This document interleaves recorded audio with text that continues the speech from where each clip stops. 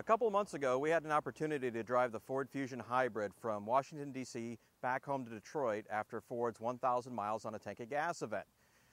On our drive back, we were suitably impressed with the car, but wondered what would it be like to live with on a little bit of a longer-term basis.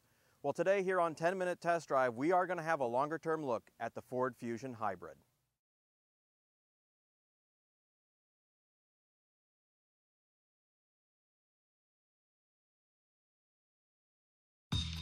The 2010 Fusion Hybrid is Ford's bold step into the world of hybrids and its first major step in transforming the image of the company from a stodgy old Detroit auto company into a leader in design and technology.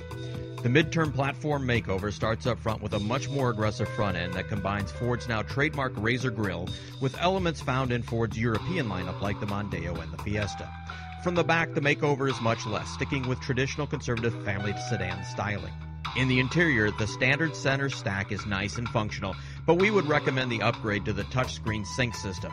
It's a bit spendy for the upgrade, but it's also much nicer and more functional. Materials on the interior are good, with almost no hard plastic surfaces to be found. The standard cloth seats are nice material, but again, we would recommend upgrading to the leather. The transformation of the interior feel is dramatic with this upgrade. The Fusion goes from feeling like just another standard sedan to something more in line with the likes of an Audi. The instrument cluster is informative without feeling gimmicky or a bad Tokyo by Night system found in many mid and late 80s cars. Out on the road, the Ford Fusion Hybrid drives like a normal car, though the electric steering can be a bit light.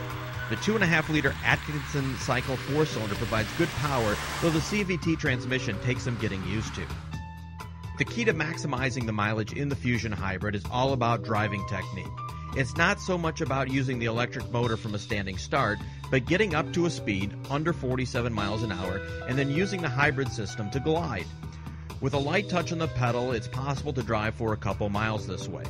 Then the switch over from the hybrid system to the gas system is near seamless. Lift off your foot and the car seems to roll easily with little or no rolling resistance.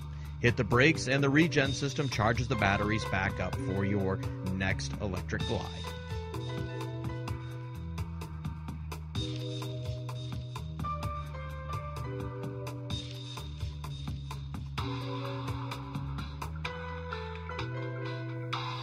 So at the end of the day, I think the best thing we can say about the Ford Fusion Hybrid is that it doesn't feel like a hybrid. It feels like a normal car, and that is the best praise that I can really give this thing.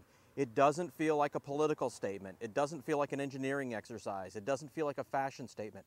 It feels like a nice family four-door car that you can drive and be happy with on a day in and day out basis without the technology getting in the way.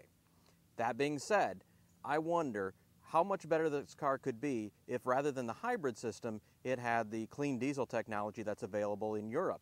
I believe it would cost less and it would get better mileage than the 40 miles per gallon on the highway that we've been getting, and roughly 40 in the city as well. But we'll probably never know, because the way that the regulations are written in the U.S., it's very difficult to get that technology here. Well, that does it for this edition of 10-Minute Test Drive. We will see you on the road.